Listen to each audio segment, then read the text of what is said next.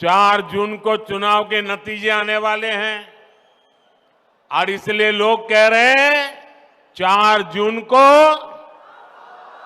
4 जून को 4 जून को और तेलंगाना भी कह रहा है अब की बार विकसित भारत के लिए,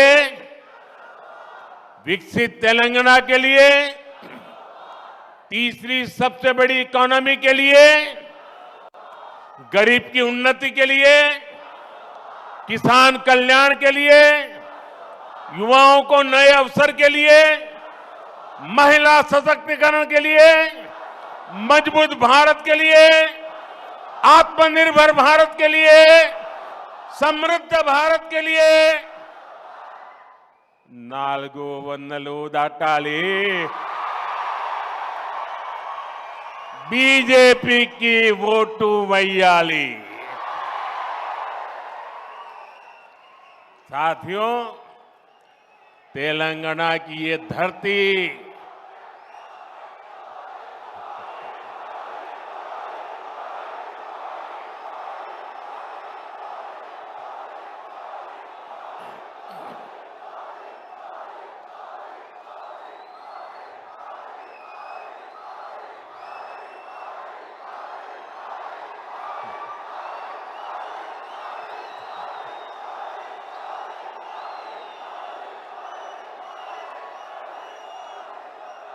भारत माता की।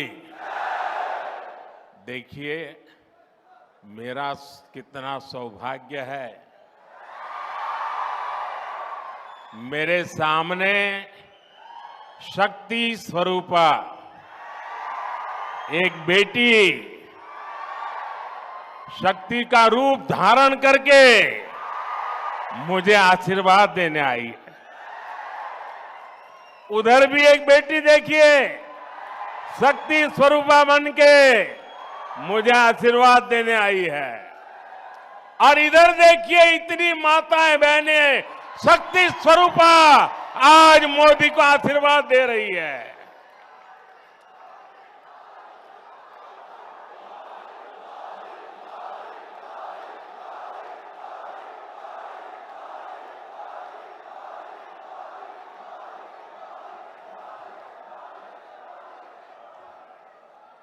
अभी कल मुंबई में इंडी एलायंस की रैली थी और चुनाव घोषित होने के बाद इंडी एलायंस की ये पहली और उनके लिए सबसे महत्वपूर्ण रैली थी। उस रैली में उन्होंने अपना घोषणा पत्र जाहिर किया और उनके पहले घोषणा पत्र का ऐलान क्या है? मुंबई के शिवाजी मैदान में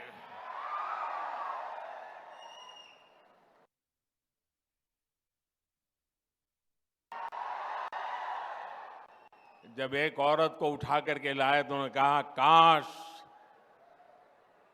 अगर तुम मेरी मां होती तो मैं भी तेरे जैसा सुंदर होता।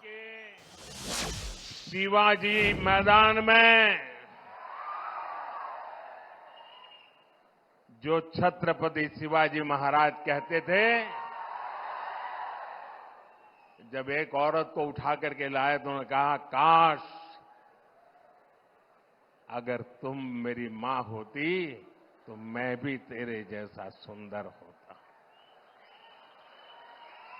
ऐसा शिवाजी पार्क जहां से इंडी एलायंस ने अपनी घोषणा पत्र जाहिर किया और उन्होंने कहा है कि उनकी लड़ाई शक्ति के खिलाफ है।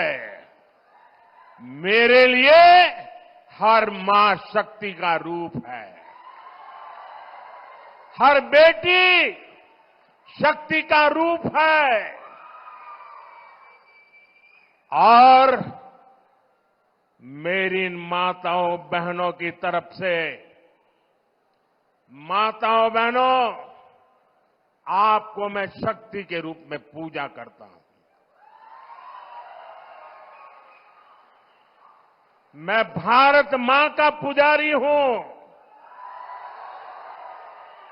मैं आप शक्ति स्वरूपा सब माता बहन बेटियों का भी पुजारी हूं। और जिन्होंने कल शिवाजी पार्क में इंडिया अलायंस ने अपना घोषणा पत्र शक्ति को खत्म करने के लिए किया है, मैं इस चुनौती को स्वीकार करता हूं और मैं इन शक्ति स्वरूपा माताओं बहनों की रक्षा के लिए जान की बाजी लगा दूंगा, जीवन खपा दूंगा।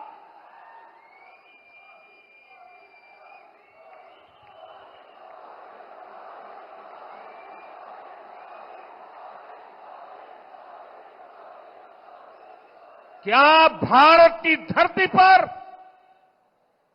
कोई शक्ति के विनाश की बात कर सकता है क्या? क्या शक्ति का विनाश हमें मंजूर है? हम सब शक्ति की आराधना करते हैं कि नहीं करते हैं? पूरा हिंदुस्तान शक्ति की आराधना करता है कि नहीं करता है? अरे हमने तो चंद्रयान की सफलता को भी किसको समर्पित किया? चंद्रयान की सफलता को भी, जहां चंद्रयान ने लैंड किया, हमने उस सफलता को भी शिव शक्ति नाम देकर के शिव शक्ति को समर्पित किया है। और ये लोग शक्ति के विनाश का बिगुल फूंक रहे हैं। माताएं बहनें, शक्ति स्वरूपा आप है। क्या ऐसे लोगों को शक्ति का विनाश करने के मौका देंगे क्या? मौका देंगे क्या? शक्ति का विनाश करने वालों का विनाश होना चाहिए कि नहीं होना चाहिए? शक्ति स्वरूपा माताओं की रक्षा होनी चाहिए कि नहीं होनी चाहिए? शक्ति के संस्कार की रक्षा होनी चाहिए कि नहीं होनी चाहिए? और इसलिए भाइयों बहनों, इंडिया अलायंस ने कल अपनी घोषणा जाहिर कर दी है। घोषणा पत्र उनका जाहिर हो गया है और इसलिए लड़ाई एक तरफ शक्ति के विनाश के लोग करने वाले लोग हैं, दूसरी तरफ शक्ति की पूजा करने वाले लोग हैं। मुकाबला 4 जून को हो जाएगा। कौन शक्ति का विनाश कर सकता है और कौन शक्ति के आशीर्वाद प्राप्त कर सकता है, इसका मुकाबला 4 जून को हो जाएगा।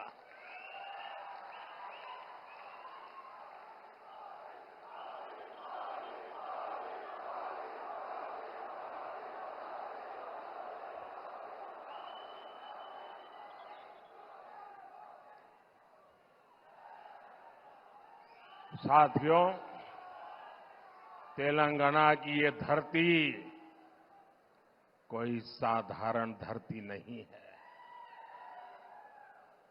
ये वो धरती है जिसने अंग्रेजों से संघर्ष किया, जो रजाकारों के अत्याचारों से लड़ाई लड़े।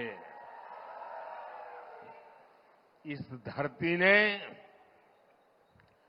देश की अखंडता और सम्मान के लिए संघर्ष किया। बावजूद इसके आजादी के बाद तेलंगाना को कांग्रेस के सियासी षड्यंत्रों को सहना पड़ा। एक और वो कांग्रेस पार्टी है जिसने तेलंगाना के सपनों को कुचला है।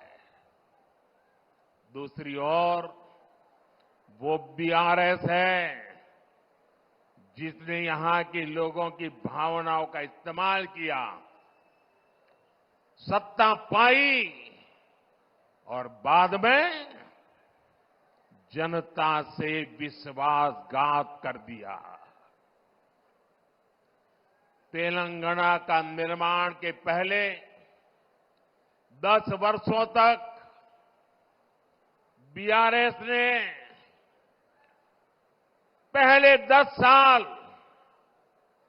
बीआरएस ने तेलंगाना को जम करके लूटा है। लूटा है कि नहीं लूटा है? और अब कांग्रेस ने तेलंगाना को अपना एटीएम स्टेट बना लिया है। तेलंगाना से लूटा गया ये पैसा दिल्ली तक जाता है, वहां परिवारवादी लोगों की तिजोरी में पहुंचता है। फिर इसी पैसे का इस्तेमाल देश में झूठ और बंटवारे की साजिशों की फंडिंग के लिए होता है। और तेलंगाना के लोग जानते हैं, एक घोटालेबाज दूसरे घोटालेबाज पर कभी कार्रवाई नहीं कर सकता। इसलिए जो कांग्रेस पार्टी चुनाव के समय बीआरएस पर घोटालों का आरोप लगाती थी, आज वही कांग्रेस बीआरएस की फाइलों पर हाथ धरकर बैठ गई है। साथियों, बीआरएस और कांग्रेस की मिलीभगत कितनी जबरदस्त है, ये भी आज तेलंगाना के लोग देख रहे हैं। आज बीआरएस के घोटालों पर कांग्रेस की बोलती बंद हो गई है। कालेश्वरम स्कैम के अरबों रुपए कहां चले गए, कांग्रेस में कोई इसका जवाब नहीं मांग रहा है। और कांग्रेस जो सैकड़ों वादे करके सरकार में आई थी, वो क्यों पूरे नहीं हो रहे? बीआरएस में कोई ये सवाल नहीं पूछता। दोनों एक दूसरे को बचा रहे हैं, दोनों एक दूसरे की जम करके मदद कर रहे हैं और सब कुछ पर्दे के पीछे कर रहे हैं। और जब दोनों पार्टियों के स्कैम की जांच होती है, तो दोनों मिलकर के क्या करते हैं? एक ही काम, मोदी को गाली, मोदी को गाली, मोदी को गाली, यही करते हैं ना। दिन रात मोदी मोदी सिवाय कुछ करते हैं क्या ये लोग? इनके मुंह से कभी भारत मां की जय सुना क्या? मोदी को 100 बार बोलते हैं, मां भारत को एक बार भी याद नहीं करते। लेकिन तेलंगाना के मेरे साथियों, बीआरएस और कांग्रेस वो एक दूसरे के लिए चाहे कितनी भी कवर फायर कर लें, इनकी एक एक लूट का हिसाब होता रहेगा। मोदी तेलंगाना के लोगों को गारंटी देता है कि तेलंगाना को लूटने वालों को छोड़ेगा नहीं। ये मोदी की गारंटी है। इदी मोदी गारंटी। साथियों, परिवारवादी पार्टियां, परिवारवाद में डूबे लोग केवल देश को लूटने के लिए राजनीति में आए हैं। ये लोग कभी देश का, किसी राज्य का भला नहीं कर सकते। आप परिवारवादियों का पूरा इतिहास उठाकर देख लीजिए। देश में जितने भी बड़े घोटाले हुए हैं, उनके पीछे कोई न कोई परिवारवादी पार्टी ही मिलेगी। आप जरा सोचना, इन मीडिया के मित्रों को भी मैं होमवर्क देके जाता हूं कि आप सोचिए, देश में लाखों करोड़ का 2G स्पेक्ट्रम घोटाला हुआ। किसका नाम आया? दिल्ली दरबार का संरक्षण और डीएमके परिवार की करतूत। देश में नेशनल हेराल्ड घोटाला हुआ। किसका नाम आया? कांग्रेस का सबसे बड़ा परिवार जो कांग्रेस पार्टी को चलाता है, उनका नाम आया। देश में बोफोर्स कैंप भी हुआ था। किसका नाम आया था? इसी परिवार का। बिहार में इतना बड़ा चारा घोटाला हुआ, कौन अपराधी साबित हुआ? बिहार में नौकरी के बदले जमीन घोटाला हुआ। किसका नाम आया? आरजेडी चलाने वाले उसी परिवार के लोगों का। इसी परिवारवादी भ्रष्टाचार का शिकार हमारा तेलंगाना भी हुआ है। परिवारवादी बीआरएस ने प्रदेश में कालेश्वरम घोटाला किया है। दिल्ली में हुए लीकर स्कैम में भी कट कमीशन खा लिया। इसलिए कांग्रेस हो या बीआरएस, इनसे जितना बचेंगे, उनको जितना दूर रखेंगे, वही इसकी दवाई है। इसलिए 13 मई को आपको वोटिंग के दिन याद रखना है, बीजेपी को जिताना है। बीजेपी को बीजेपी को बीजेपी को बीजेपी को आप तेलंगाना में बीजेपी को जितनी ज्यादा सीटें देंगे, उतनी ही मेरी ऊर्जा बढ़ेगी।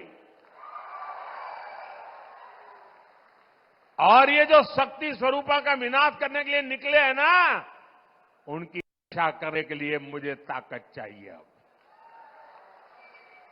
मैं विकसित भारत के लिए और ज्यादा परिश्रम करूंगा। आपको भरोसा है ना? मैं परिश्रम करूंगा, इस बात पे भरोसा है ना? क्या कभी मैंने मेहनत करने में कमी रखी है क्या? खुद को खपाऊंगा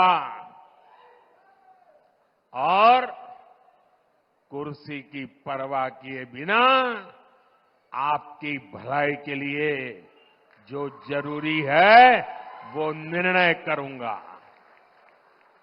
साथियों, हमारा विजन है विकसित तेलंगाना से विकसित भारत का निर्माण। बीते 10 वर्षों की एक बड़ी उपलब्धि है कि हमने 25 करोड़ देशवासियों को गरीबी से बाहर निकाला है। हमने इसके लिए योजनाएं बनाई, हमने ईमानदारी से हर योजना का लाभ लोगों तक पहुंचाया। हमने देश भर में गरीब परिवारों को 4 करोड़ से ज्यादा पीएम आवास बनाकर दिए। हमने 12 करोड़ से ज्यादा घरों तक नल से जल पहुंचाया। हमने देश के 50 करोड़ लोगों को बैंकिंग व्यवस्था से जोड़ा। आज 50 करोड़ से ज्यादा गरीबों को आयुष्मान कार्ड से मुफ्त इलाज सुनिश्चित हुआ। पीएम स्वनिधि जैसी योजनाओं के जरिए गरीबों को आत्मनिर्भर बनाने के लिए हजारों करोड़ रुपए की सहायता दी। साथियों, हमारी सरकार ने इन सभी योजनाओं का लाभ तेलंगाना की जनता तक बिना किसी भेदभाव के पहुंचाया है। हमने तेलंगाना की माताओं बहनों को उज्ज्वला योजना के 11 लाख से ज्यादा गैस कनेक्शन दिए। हम तेलंगाना के 30 लाख किसानों को हर साल किसान सम्मान निधि के 6,000 रुपये भेज रहे हैं। तेलंगाना में आयुष्मान भारत योजना से 80 लाख से ज्यादा लोगों को मुफ्त इलाज सुनिश्चित हुआ है। आज भी बीजेपी सरकार तेलंगाना के 2 करोड़ जरूरतमंदों को मुफ्त राशन की व्यवस्था कर रही है। अगर यहां तेलंगाना में बीजेपी की सरकार होती तो हम तेलंगाना को और आगे ले जाने में हमें सुविधा रहती, क्योंकि हम जनता को साथ लेकर चलते। साथियों, पिछले दिनों विधानसभा के चुनाव में आपने बीआरएस के प्रति जो गुस्सा था, किसी भी हालत में आप बीआरएस को खत्म करना चाहते थे, आपने वो काम कर दिया। ये चुनाव दिल्ली में फिर एक बार मोदी सरकार को लाने का चुनाव है।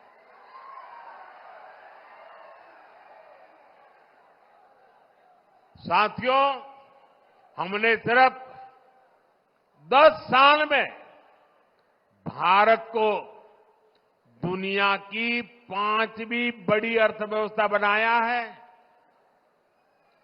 हमने ये भी सुनिश्चित किया है कि इस प्रगति में हमारा किसान, हमारा श्रमिक वर्ग पीछे न रहे। इसलिए हमने पीएम किसान सम्मान निधि जैसी योजनाएं शुरू की। हमने किसान की आर्थिक ताकत को बढ़ाया और साथ ही उस पर फर्टिलाइजर के बढ़ते दामों का बोझ भी नहीं आने दिया। हमने किसान की आय बढ़ाने के लिए फसलों के एमएसपी बढ़ाई। आज इन प्रयासों का लाभ तेलंगाना के किसानों को मिल रहा है। 2014 में धान की जो एमएसपी 1300 रुपये थी, वो आज 2200 रुपये है। हमने अकेले तेलंगाना के किसानों से 1,30,000 करोड़ रुपए की धान खरीद की है। ये क्षेत्र हल्दी के किसानों का भी क्षेत्र है। कांग्रेस बीआरएस ने कभी उनकी भी चिंता नहीं की। हमने टर्मरिक किसानों के लिए टर्मरिक बोर्ड का गठन किया। 2014 में हल्दी की जो कीमत 6,000 से 8,000 रुपये प्रति क्विंटल थी, आज उसके 20,000 रुपये तक मिल रहे हैं।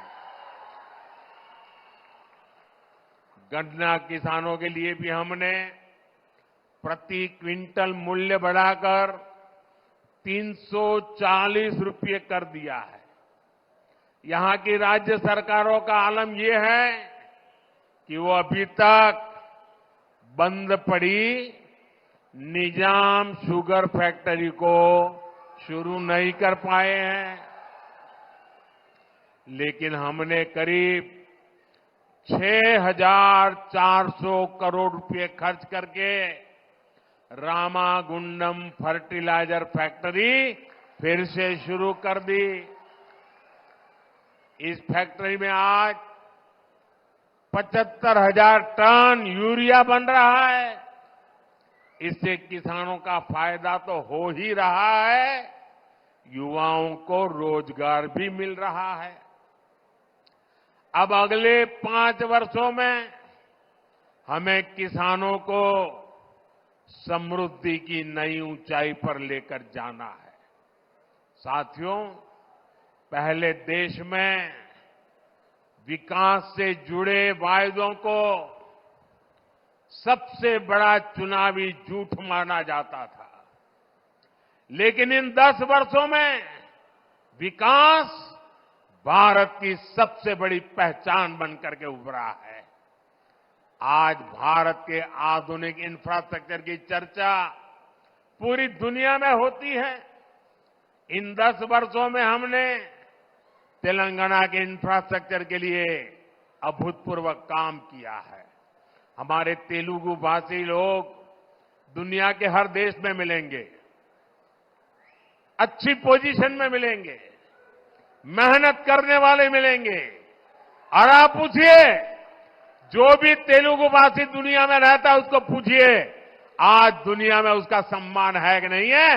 वो सीना तान करके कहेगा, मैं जहां भी जाता हूं हिंदुस्तान का गौरव होता है। हमने यहां करीब 25,000 करोड़ रुपए खर्च करके नेशनल हाईवेज बनवाए हैं। 2014 तक तेलंगाना में सिर्फ 2,500 किलोमीटर नेशनल हाईवे थे।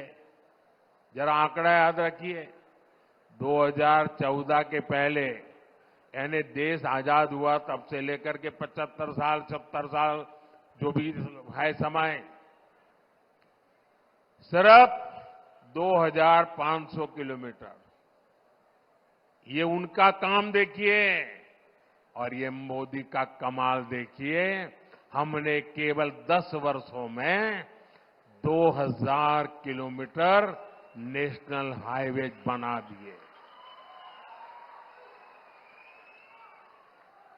करीमनगर से वारंगल के बीच 2,500 करोड़ रुपए के 4 लेन प्रोजेक्ट जैसे विकास के काम यहां हुए हैं। हम तेलंगाना के रेलवे स्टेशनों को भी आधुनिक बना रहे हैं, यहां वंदे भारत कनेक्टिविटी बढ़ा रहे हैं। साथियों, आने वाले 2 जून को तेलंगाना के जन्म के 10 साल पूरे होंगे और इसलिए 4 जून को नतीजों के बाद केंद्र में भाजपा सरकार बनेगी। वो देश के साथ ही तेलंगाना के अगले दशक का भी भाग्य बनाएगी। इसलिए अगले 5 वर्ष तेलंगाना के लिए बहुत अहम है। अगले 5 वर्षों में हम तेलंगाना के हाईवेज और एक्सप्रेसवेज इस नेटवर्क को और आधुनिक बनाना चाहते हैं। अगले 5 वर्ष में हम यहां के रेलवे इंफ्रास्ट्रक्चर को बेहतरीन बनाएंगे। अगले 5 वर्षों में हमें डिजिटल इंडिया का विस्तार गांव-गांव तक करना है। अगले 5 वर्षों में हमें ग्रामीण क्षेत्रों में हजारों नए गोदाम बनाने हैं ताकि किसानों को लाभ हो। अगले 5 वर्षों में हमें घरों पर ज्यादा से ज्यादा सोलर पैनल लगवाने हैं ताकि बिजली बिल जीरो हो जाए और इस सब में तेलंगाना और तेलंगाना के प्रतिभाशाली युवाओं की बहुत बड़ी भूमिका होगी। यह 18वीं लोकसभा का चुनाव है। 18 साल के ऊपर के हर युवा को विकसित भारत के लिए वोट करना है, विकसित तेलंगाना के लिए वोट करना है। और ये तब होगा जब आप इस चुनाव में कमल के निशान पर बीजेपी को अपना आशीर्वाद दें। इस चुनाव में निजामाबाद से भाई अरविंद धर्मपुरी गारू, करीमनगर से पंडित संजय कुमार गारू और पेद्दापलई से मेरे भाई गोमासा श्रीनिवास भारी मतों से इनको विजयी बनाना है। आशीर्वाद मिलेंगे आपको। हर पोलिंग बूथ में जिताएंगे, हर पोलिंग बूथ में जाएंगे। और मैं आपको एक और बात कहूंगा। अभी किशन रेड्डी जी ने इसके विषय में विस्तार से बताया। अब देखिए, मैंने एक हिम्मत की है। अब वो हिम्मत तो मेरी तब काम आएगी जब आप मेरी मदद करेंगे। करेंगे मदद? देखिए, मैंने मेहनत की है, हिम्मत भी की है, लेकिन आपकी मदद के बिना कुछ होना नहीं है। करेंगे मदद? देखिए, मैंने एक काम किया है। टेक्नोलॉजी की मदद से मैं अब तेलुगु में आपसे बात करना चाहता हूं। 100% तो नहीं हो सकता, लेकिन 80-90% तो हो जाएगा। लेकिन इसके लिए आपको एक काम करना पड़ेगा। करेंगे? करेंगे? आप अपने मोबाइल फोन पर सोशल मीडिया में जो एक्स होता है ना, एक्स साइट होती है, वहां जाकर के नमो इन तेलुगु हैंडल पर जाइए। तो वहां ये आपका सेवक आपसे तेलुगु में बात करेगा। अच्छा, मेरा एक और काम करेंगे आप? पहले वाला तो करेंगे ना? सब बताइए, करेंगे ना? जरा हाथ ऊपर करके बताइए, करेंगे ना? अच्छा, दूसरा एक काम करोगे? अभी मैंने ये हिम्मत की है, शुरुआत की है। अगर आप उसको सुन करके उसमें क्या क्या गलतियां रह गई है, उसमें क्या क्या कमी रह गई है, क्या मुझे बताएंगे क्या? आप मेरे टीचर, काम करेंगे ना? मुझे सिखाएंगे ना तेलुगु? तो मुझे आपकी मदद चाहिए। मैं तेलुगु में आप लोगों से लगातार बात करना चाहता हूं, और इसलिए मैंने टेक्नोलॉजी का उपयोग किया है। मैं चाहता हूं आप ही नहीं, पूरा तेलंगाना अपने मोबाइल फोन पर मोदी को तेलुगु में सुने। और आप जब मोबाइल पर ऐप्स पर जाकर के नमो इन तेलुगु डाउनलोड करोगे, फिर आप किसी को भी कह सकते हैं, ये गड़बड़ मत कर, मोदी मेरी जेब में है। ऐसा कह सकते हैं ना? देखिए, ज्यादा से ज्यादा लोगों तक मुझे अपनी बात पहुंचानी है, उनकी भाषा में पहुंचाने का मैं प्रयास करूंगा। लेकिन उसके लिए तेलंगाना के हर मोबाइल फोन पर मोदी होना चाहिए, मोदी इन तेलुगु होना चाहिए। और मैं आपको गारंटी देने आया हूं, मैं विकसित तेलंगाना की गारंटी देता हूं। दोस्तों, मुझे विश्वास है आप भी मुझे इस बार तेलंगाना में बीजेपी का परचम लहराने की गारंटी देंगे। देंगे ना? आप भी मुझे गारंटी देंगे ना? देखिए, आपकी गारंटी के लिए आप अपने मोबाइल का फ्लैश चालू कीजिए, आपके मोबाइल का फ्लैश लाइट बनाइए। ये मुझे गारंटी देनी है आपको। आपके मोबाइल फोन की फ्लैश लाइट, हर किसी के मोबाइल की फ्लैश लाइट जलनी चाहिए। ये आपकी गारंटी है मुझे, ये आपकी गारंटी है मुझे। ये मेरे तेलंगाना के भाइयों बहनों की गारंटी है। मेरे साथ बोलिए, भारत माता की, भारत माता की, भारत माता की। बहुत बहुत धन्यवाद।